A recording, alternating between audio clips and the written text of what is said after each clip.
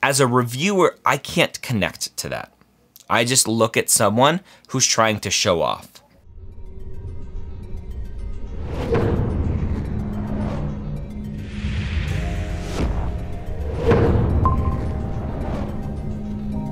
Application Renovation Season 4, Episode 12. How are you doing today? I'm good. How are you? I am wonderful. I'm excited to jump in to your application, learn a little bit more about your application cycle. Before we jump in, though, I just want to say thank you for being vulnerable and coming on and sharing with our small little world a little bit about your application to hopefully you can learn something from it and hopefully other people can learn as well.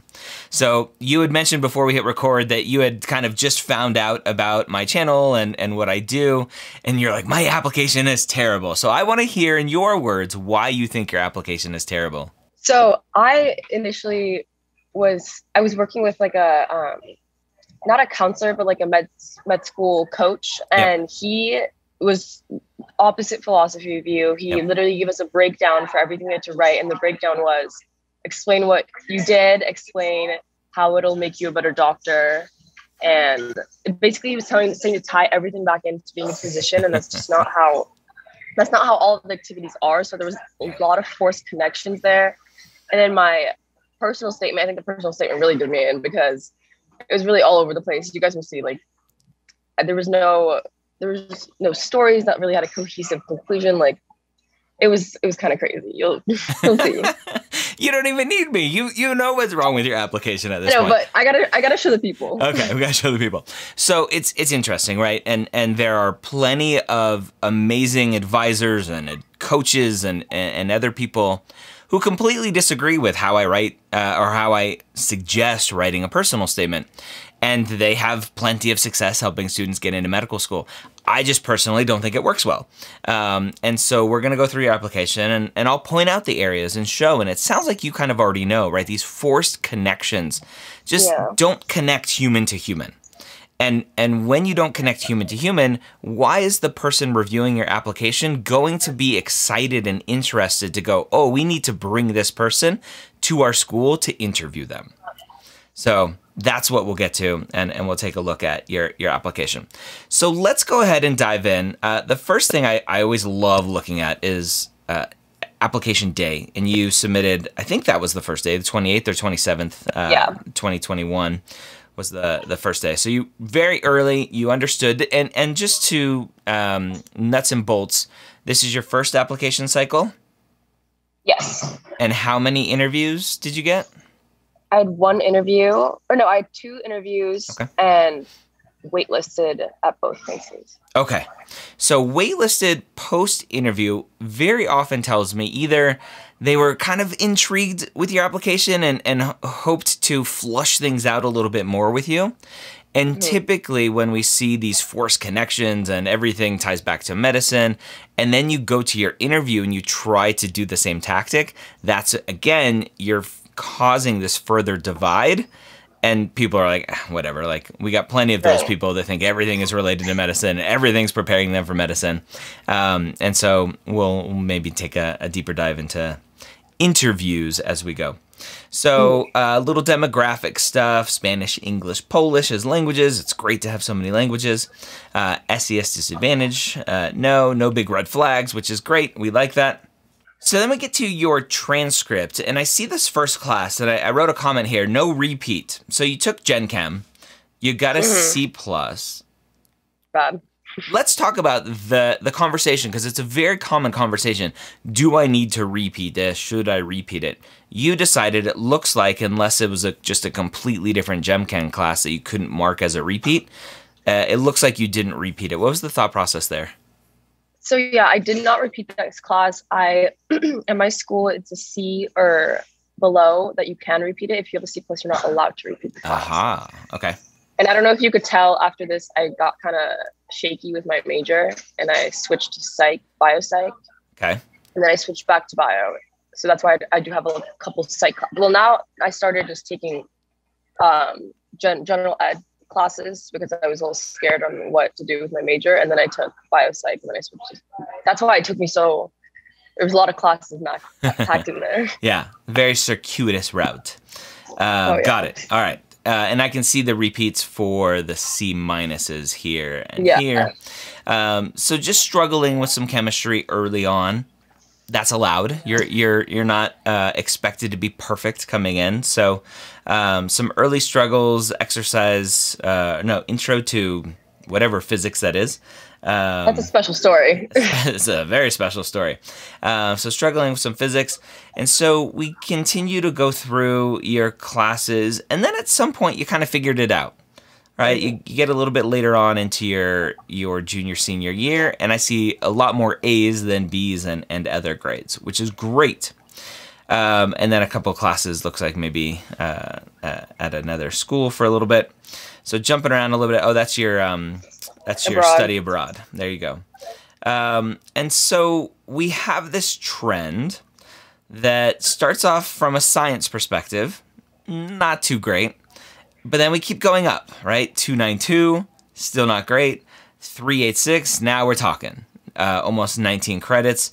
And then finishing senior year, 30 credits of science at a 3.8, which is awesome. This is the upward trend that I always talk about. And so a lot of people in your situation will look at that. They'll look at that 3.47 and they'll go, well, I have to do a post-bac, right? They'll just automatically go, I need to do a post-bac. But I would argue that your last 48, almost 49 credits here is your post-bac, right? You basically, in your junior and senior year, did what a post-bac is supposed to do, to show your academic ability. And so I don't think you need to do a post-bac with a 347. 348 overall. Your non-science is basically the same GPA, so that's interesting. But then we get to your MCAT, and you crushed your MCAT. What did you do to secure that good MCAT score after some early struggles with your grades? So this is really weird, but I enjoy standardized tests a lot, studying for them. I think it's fun. And I really just study through like practice. So I, from the start, would just do practice problems on like UWorld, and then, or I don't know if I'm supposed to say UWorld. And then I know Reddit's like illegal, but I did a lot of practice tests. I used some blueprint practice tests, and then mostly just the AMC ones that they had out. And yeah, I mean, honestly, just Reddit helped me so much, because if you look up a question, there's always someone who's explained it in like a easy to understand way. So every time I would get a question wrong or I didn't really know, I just copy paste it into Reddit.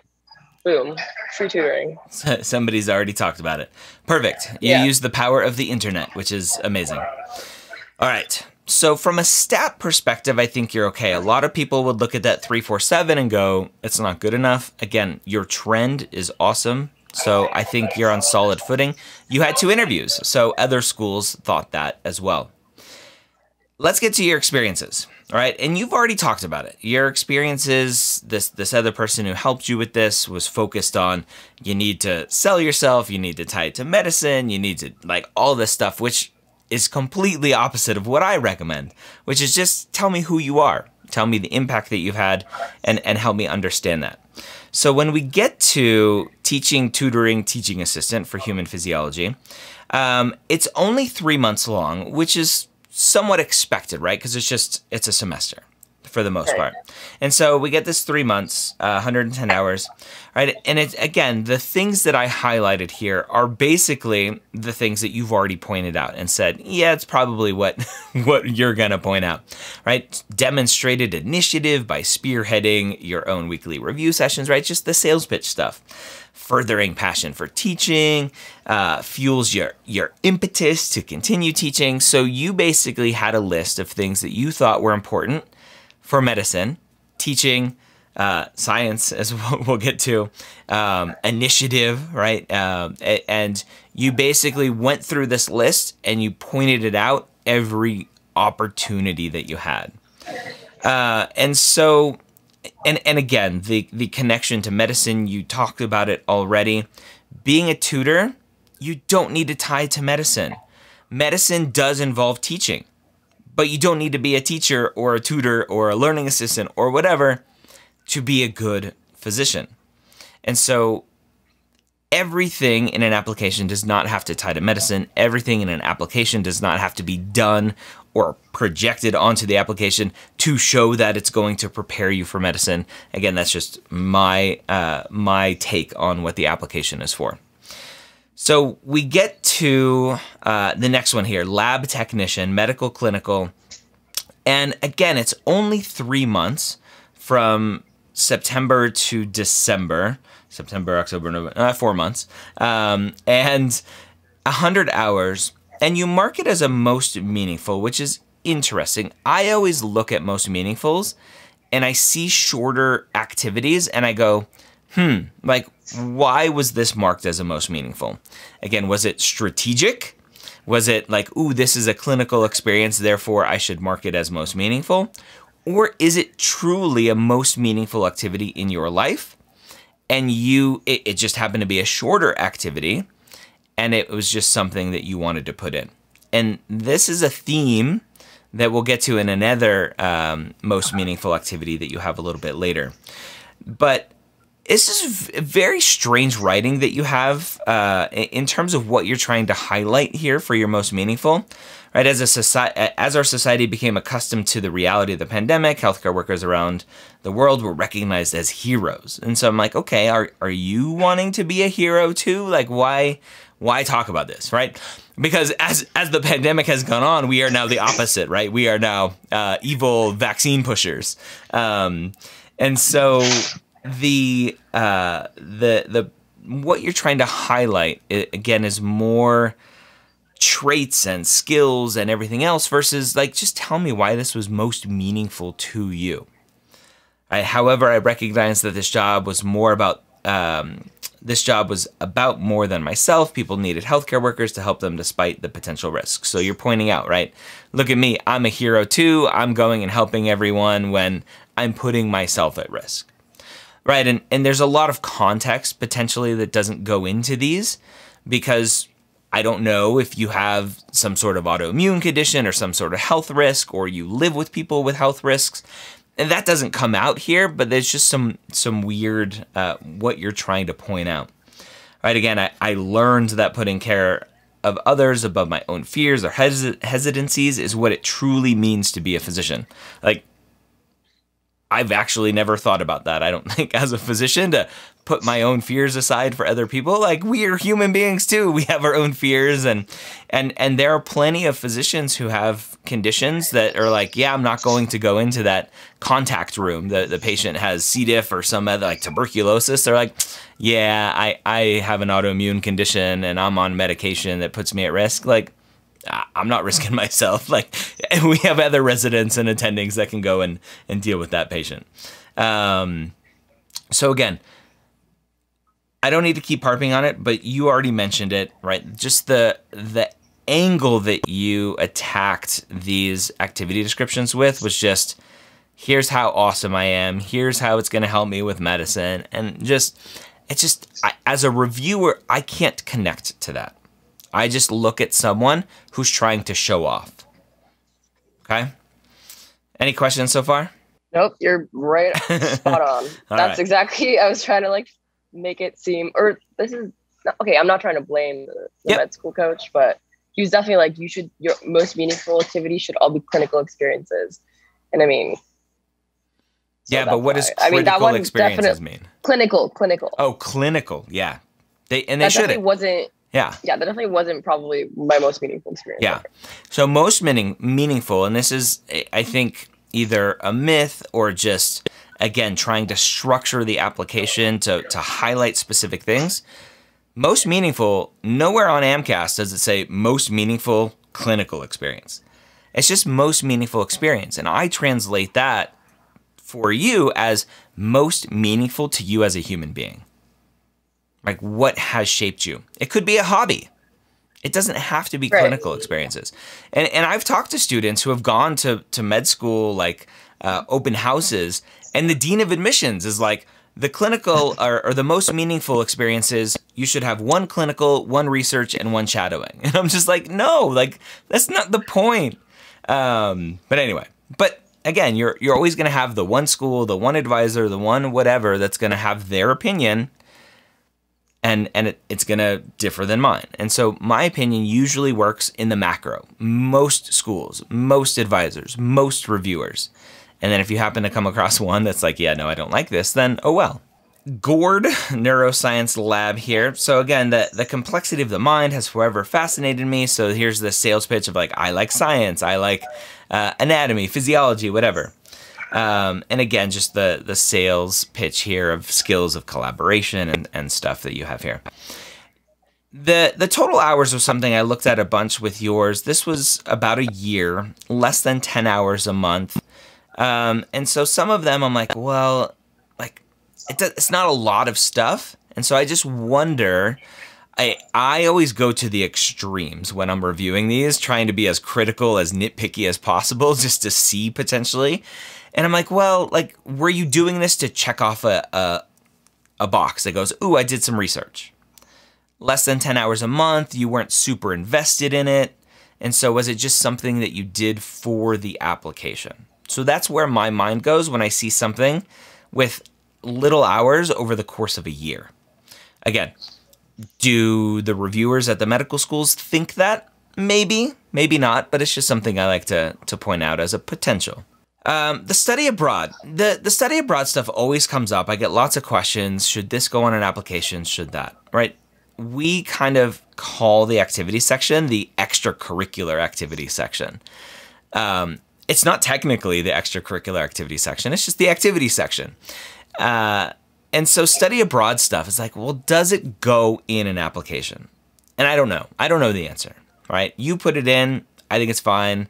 But some people may go, like, that's school. Why are you putting school in your activity section? And a lot of people do what you try to do, is I'm going to put it on my application to show how culturally diverse I am and how much I love all kinds of people, and I'm aware of cultural competence and all that kind of stuff. So that's usually why it goes on there. Physician shadowing.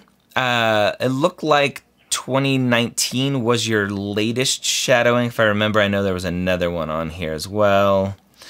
2018 shadowing, and yeah, so 2019 was your last shadowing experience. So that's a little bit of a red flag with as much virtual shadowing as lots of companies are offering for free these days. I think it's expected that you would put it on. And so I would most definitely start doing some virtual shadowing for your next application if you need to get to that point. Shadowing description's fine. And then we get to this water advocacy experience. Again, 20 hours. I like that it's not medical or clinical as an experience, but it's only 20 hours. And so again, it's like one of those things where I'm like, how impactful is it really if it's only 20 hours? Now, potentially, it was 20 hours while you were there, and now you make phone calls and send emails once a week, once every couple weeks, because you're continuing to be involved in it because it is meaningful for you. Versus what this looks like, again, is one of those like, ooh, look, I'm showing that I'm interested in public health and the community and all that kind of stuff. So that's where I go to with so few hours marked as a most meaningful. And again, just the language here, interpersonal skills and organizing leadership kind of stuff. Sales pitch. Medical clinical, you marked here this woman's free homeless clinic. Doesn't sound clinical at all. It sounds like it was at a clinic, but what you were doing wasn't necessarily medical or clinical. So as a reviewer, I wouldn't get mad at that. I would just go, yeah, I'm going to subtract those hours out of your clinical hours. Medical assistant and translator. So translator should be interpreter instead of translator, just a very common misuse of that word. I thought it was funny, the eClinical Works, you're like, I'm proficient in eClinical Works. Like that kind of stuff isn't important on an application. Nobody's being admitted to medical school because they're familiar with a specific EMR or anything like that. So not important there. And then again, just just the language. People can pause and see what I highlighted. But just, again, the focus was on skills and traits and preparedness for medical school and being a physician. Some more shadowing experience. You have AMSA here. This looks like it's just a club experience, like you were just a member. And I typically don't recommend putting these experiences on an application because it doesn't really show impact. It doesn't show much. Potentially you could have just talked about maybe some of the activities that you did as a member without just saying, oh, I was a member of the club. You could have focused on more community service that was part of the club instead of just being a member. Some underserved tutoring. Again, you have it on here. Very common, how I point out in my application process book, the activities section, the chapter in there. Very common way of talking about tutoring is your ability to tutor different learning styles and preparing different ways of teaching things. So just very generic kind of way to talk about tutoring. Very common way of doing it versus telling a story of interacting and your most memorable student that you worked with and what that was like. Another clinical experience. Again, I was highlighting, I was seeing this trend of just short stints at different places. And so again, I go to the extreme of like, are you just like, do you get bored very easily? Are you someone who just doesn't get along with people and you're like, okay, I gotta leave? Like I'm just painting this picture in my head as I'm reading this, trying to figure out like, who are you? And why do you have so many kind of short stints of 2 months here and a couple months there? Why do you think you have so many activities that are just a few months here and there? I think most of the activities that are quick are over the summer, and I often did stuff over the summer, so I think that's what it looks like. Okay. Especially like my medical assistant activity. It's like every summer I was doing it, and not during the year until COVID happened. Yeah, and then I really did it for a longer period of time. And then like the research thing that you were just looking at, that was also over summer. That I don't know why I put that on there because that's not even from college. That was a mistake. Was this during the research one? Where was that one? Oh, this one. That was in New York. Yeah. That was like this was high school. Summer. Yeah, I don't know if you got it. Was this after graduation? No. Okay. Yeah. It was from like 2016. Yeah, so it was a while ago. And that's okay, right? Again, the general rule of thumb is what should go on the application is after high school. And sometimes, like you can see here, your hobby of surfing, the start date is obviously pre-high school and even before. And that's okay, right? That's okay. It's not going to kill an application. Just general rule of thumb, anything post-high school. I love that you have hobbies on here. Again, you focus the hobby on how it's going to prepare you for medicine, how it's going to make you a better doctor, right? Helping you recognize self-care as virtual and stressful profession. I don't need you to go there, right? I just want to hear like your favorite wave that you caught or the favorite place that you've surfed, or like talk to me about that experience of just being on a surfboard and catching a wave or whatever you do that makes it fun for you, that obviously is a meaningful hobby for you, right? I would have loved to see hobby as the most meaningful because you've been doing it the most according to your application in terms of hours and time and everything else. So obviously very meaningful for you. So the other hobby that you have here, creative writing, was interesting because you put an end date of the surfing as July 2022, which is what AMCAS expects you to do for activities that you're going to continue. And so it's just funny, I noticed that you have June 2021 for your creative writing hobby. You're like, I'm done with my creative writing hobby. I'm over it. So it was interesting why you would put that. So then we get to your personal statement. So I get to the end of your activities and I go, okay, you've done the things, right? You've shadowed, but it's been a while. You have clinical experience. You have some research.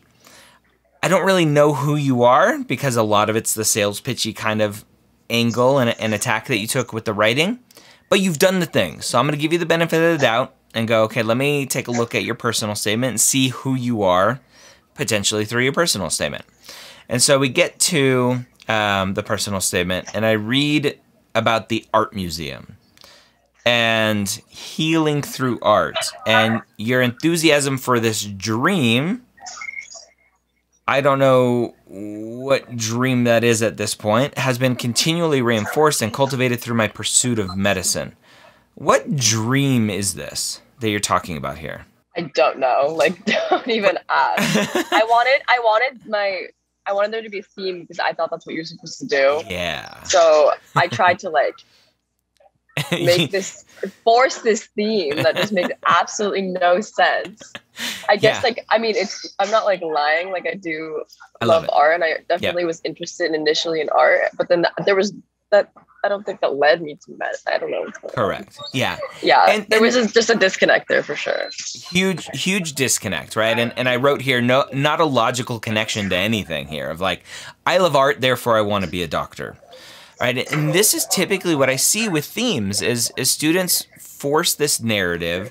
Everything has to be around this narrative of whatever the theme is. Again, you picked art. It's a very common one.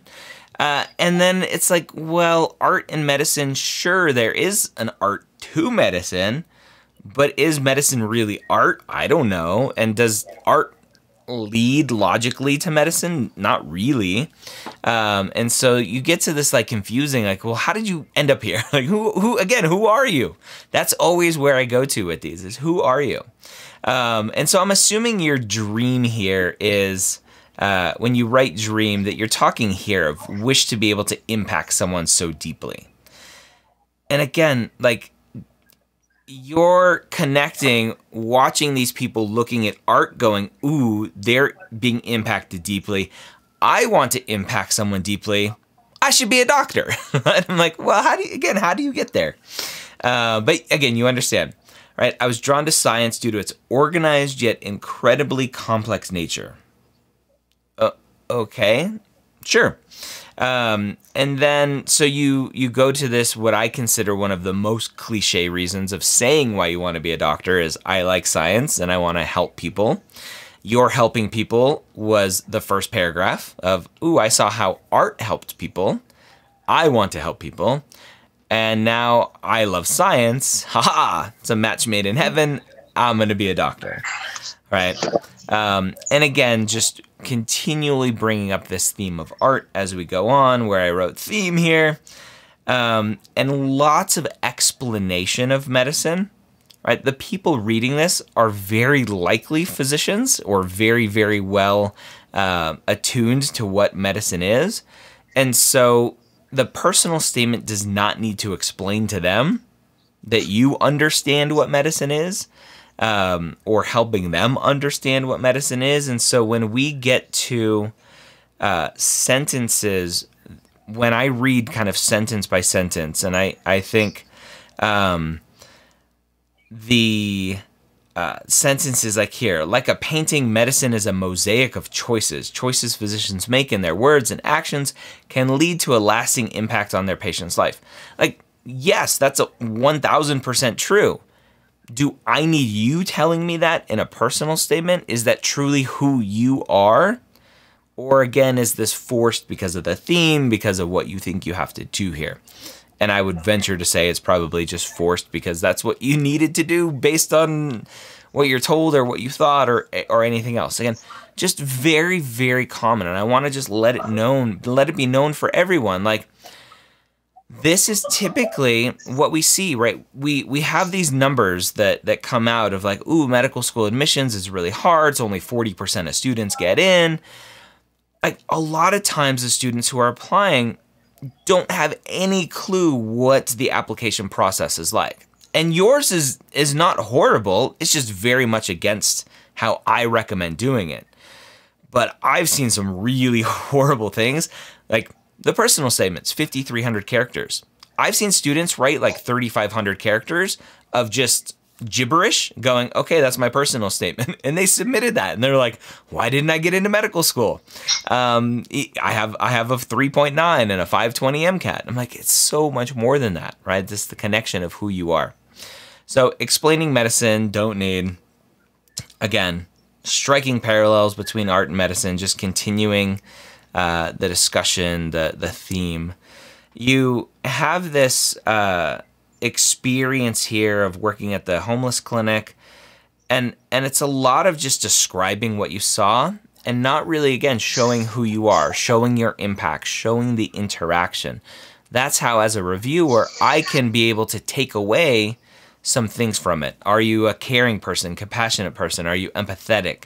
Without you saying those things, can I glean those things from how you're writing your stories here? Again, more of the, I like science, I want to help people, in your cool word of humanism. You're like, I'm going to use a different word. They'll never know. And so we get to the end here, and I go, okay, she likes science, she likes helping people, she's checked all the boxes, she's got a great upward trend, she's got a really good MCAT score. I'm missing that human connection. So then I go, okay, let me take a look at secondaries. Before we get to a school list, let me take a look at your secondaries. And these are, in general, kind of topics that you have here. And we have a challenge and adversity essay that we have for a secondary that you would generally write, right? And the challenge adversity one, you talk about COVID-19. I need to quickly learn how to accurately conduct tests. The test needed to be done extremely quickly without sacrificing accuracy. So again, I get more of the sales pitch here, and I'm missing that connection. Right? I needed to work quickly and efficiently as a team. And so again, connection. Humans, we have survived as a species on this planet for a couple 100,000 years because we are able to connect together, protect each other, care about each other. Right? I always go back to, like, one person starts crying, like, other people start crying. That's how attuned we are to each other. And when you write in a way and you're focused in a way to purposefully kind of stay apart from another person, I think, then you're missing that connection. Does that make sense? Yeah, it makes total sense.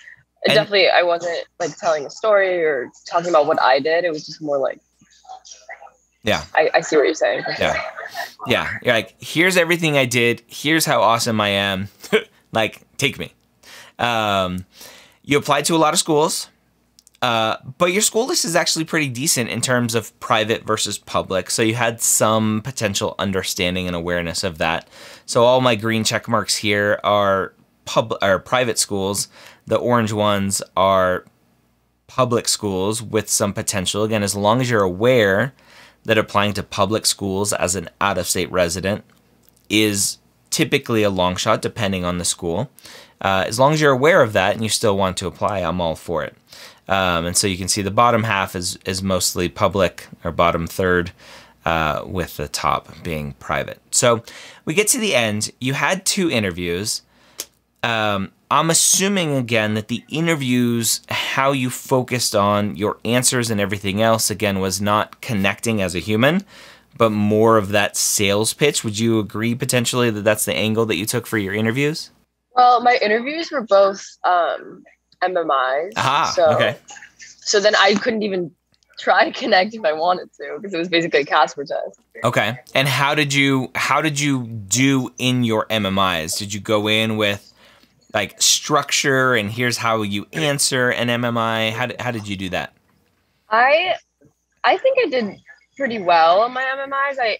I just did them kind of like Casper style, like, you know, setting up the scene. I literally just answered them like Casper did. Okay. And how? I don't know. I don't know if it was good. You got your Casper score back. Did you do well on Casper? Yeah, I did very well. Okay, interesting. So very different, right? I typically think MMI you don't need to prepare a ton for, similar to Casper. It's just a lot of again, just who are you as a person? What are your thoughts, right? We all have opinions and thoughts about things. And MMI scenarios, just it's role playing of like, that's a very interesting question or scenario that I'm in. Here's my thoughts about it. I don't like the STAR method or other types of frameworks that force you, again, how you're the theme for your personal statement kind of forced you into this one corner. A lot of students get forced into a corner when they're so focused on frameworks and structure for their MMI responses. So I typically don't recommend those. So overall, like, you've done the stuff. Outside of probably some lack of recent shadowing, you've done the stuff. You've checked the boxes, even though we don't want to think about it in that way. I think it's just a lot of reframing of how you're going to show the reviewers, the admissions committees, who you are. I don't think you need a postbac or a special master's program, right? I think from a GPA trend line, your trend is great.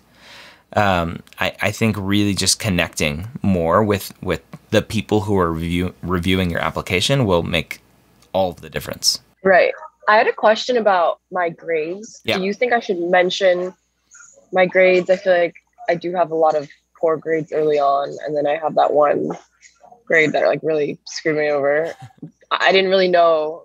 I talked about that one grade in like the additional essays that come in some of the secondaries, but is there a place for that in my personal statement, or do you think I should just not talk about it? Yeah, I don't think you need to talk about it. You can, if you choose to. I think it should be no more than probably 2 or 3 sentences at the most, just something very brief or quick. If like some of your early grades, you were second guessing going to medical school, all this stuff, potentially maybe, but your rebound was so quick and furious that either you just kind of had the very common, like being at school for the first time, away from home from the first time, whatever that was. Like, that's common. Lots of students deal with that. And the issue is if you never learn from those mistakes and your grades stay the same, then there's an issue. But you have a clear trajectory of, okay, whatever I'm doing freshman year, sophomore year, whatever I'm doing here is not working, whether I'm just enjoying college too much and the social life too much, or my study habits just aren't on track, or I'm just depressed because I'm away from home, whatever it is, you fixed it, right? And that's the most important thing. And talking about that in a personal statement probably isn't going to add a ton of context other than what a normal person would get from seeing your transcript going, struggled, fixed it. And fixed it for almost 49 credits. Oh, I had a question. How important do you think research is? Since I don't have a lot of, I think the reason I put that high school experience on is because I didn't have a lot of wet lab research that's current just because of COVID. Yep. Do you think I should do some research now in my gap year before I apply, or? Yeah, so my general take is research is the most overrated part of an application according to pre-meds. Like, if you go onto Reddit and Student Doctor Network, everyone's like, research, right? You didn't get in because of research. No, like, most people are not getting into medical school because of a lack of research. So if you think you'd be interested in research, go check it out. It doesn't have to be wet lab. It can be clinical research. It can be research about non-medical things. Research, its purpose is to show that you're inquisitive, right? Without you saying, ooh, I really like science and the brain and it excites me. It's to show that you're inquisitive.